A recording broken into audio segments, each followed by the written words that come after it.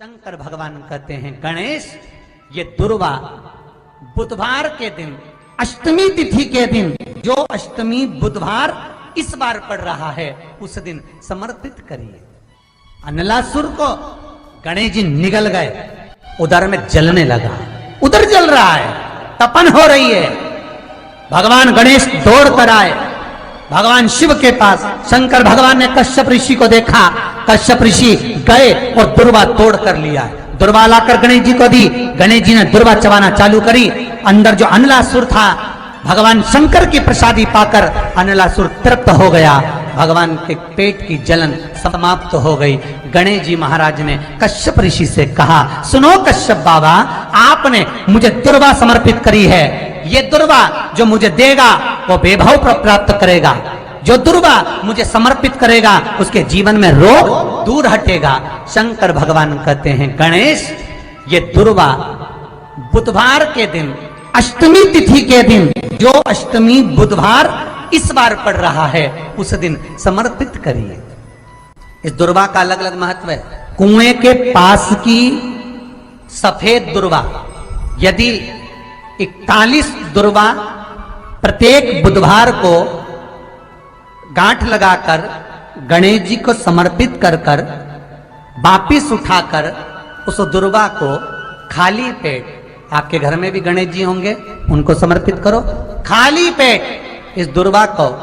केवल चबा चबा कर खा लो और आधे घंटे बाद पानी को पी लो। बुधवार की बुधवार 5 बुधवार करना, गणेश जी को चढ़ाना, सफेद दुर्वा को गणेश जी को समर्पित कर कर चबा चबा कर खाना। उदर की प्रॉब्लम, जो भी मसा आदि की प्रॉब्लम होती है उदर से जुड़ी हुई होती है, जिस चीज से जुड़ी होगी, पेट की जितनी प्रॉब्लम होगी, आपको जितनी भी प्रॉब्लम होगी वो सारी 5 बुधवार करना, छठे बुधवार को जरूरत ही नहीं पड़ेगी, जितनी भी प्रॉब्लम हो पेट से। बुधवार को अष्टमी तिथि है और शिव महापुराण की कथा कहती है, गणेश पुराण के 3 अध्याय में वर्णन किया, बुधवार के दिन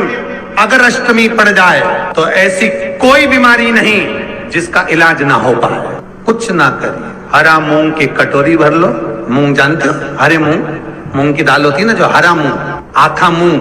हरा की कटोरी भरो, उस पर गुड़ की एक खोड़ी, गुड़ की बट्टी, गुड़ की एक बाटी उस पर रखो,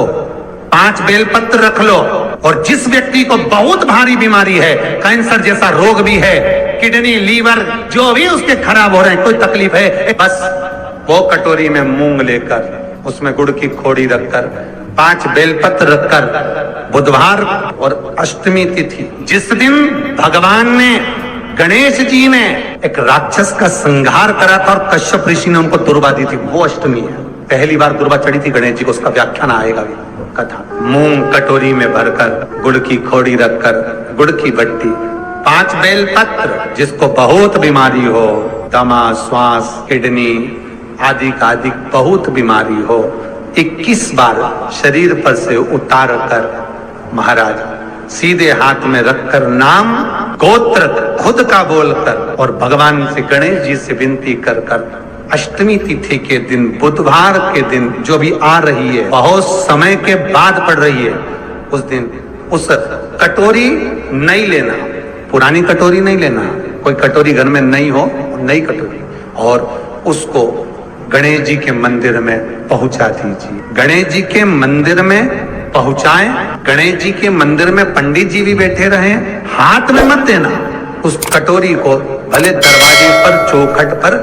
गणेश जी के राइट हैंड की ओर, आपका उल्टा हाथ होगा, गणेश जी का सीधा हाथ होगा, तो गणेश जी का जो राइट हैंड हो, दर्शन करते समय सीधा हाथ इधर आएगा, उस हाथ के वहीं पर, अर्थात जमीन पे ही रख देना, पर रखना भूमि पर। महाराज कैसी भी बीमारी होगी, अगर चलने में भी तकलीफ हो रही होगी तो अष्टमी को कर कर देखना, 11 या 12 तक आपको अंतर मालूम पड़ जाएगा। ये अष्टमी कोई साधारण नहीं आ रही, बुधवार एक वो बुधवार के दिन अगर शंकर पर 1 लोटा पानी चढ़ाया जाता है तो जिन लड़कियों का विवाह नहीं हो रहा, जिन बच्चों का विवाह नहीं हो रहा, उन बच्चों के भी विवाह हो जाते हैं महाराज। जिनका मंगल विवाह नहीं हो रहा, शादी नहीं हो रही, बहुत परास्त हो गए, अशोक सुंदरी वाली जगह पर हल्दी लगाओ, उस हल्दी को लेकर थोड़ा सा भाग पीपल पर लगाओ और पीपल के वृक्ष के नीचे हाथ में हल्दी को लगा लीजिए। अष्टमी तिथि हो या प्रदोष का दिन, ये दो में से कभी भी कर सकते। मंगल विवाह वो लिखेगा तो हो। और कैसा लड़का मिलना है, कैसी लड़की मिलना है, कैसा परिवार मिलना है, जैसा चाहिए वैसा शिव जी को बोलो। मेरा निवेदन रहे महाराज, जिन बच्चों के नयन कमजोर हों और जो शिवरात्रि तक भी शहद का इंतजाम ना करते हों, बच्चों के नयन कमजोर हो गए हों, चश्मा चढ़ रहा हो, चश्मा लग रहा हो, उन बच्चों के लिए भी भैरव मंदिर में तेल का दिया लगाकर उसकी काजल बनाकर काल भैरव का स्मरण कर कर उसमें घी मिलाकर भैरव बाबा के नयन बिंदु को लगाकर वही काजल बच्चों की आंख में लगाना प्रारंभ कर दीजिए। नेत्र की रोशनी अपने आप बढ़ना प्रारंभ। काल भैरव का स्मरण, पर डॉक्टर को जांच जरूर कराना हो। आपने मुझे दुर्वा समर्पित करी है, ये दुर्वा जो मुझे देगा वो वैभव प्राप्त करेगा, जो दुर्वा मुझे समर्पित करेगा उसके जीवन में रोग दूर हटेगा। शंकर भगवान कहते हैं गणेश के दुर्वा बुधवार के दिन अष्टमी तिथि के दिन, जो अष्टमी बुधवार इस बार पड़ रहा है उस दिन समर्पित करिए। इस दुर्वा का अलग अलग महत्व है महाराज। कुएं के पास की सफेद दुर्वा, कुएं के पास की सफेद दुर्वा, यदि 41 दुर्वा प्रत्येक बुधवार को गांठ लगाकर गणेश जी को समर्पित कर कर वापिस उठाकर उस दुर्वा को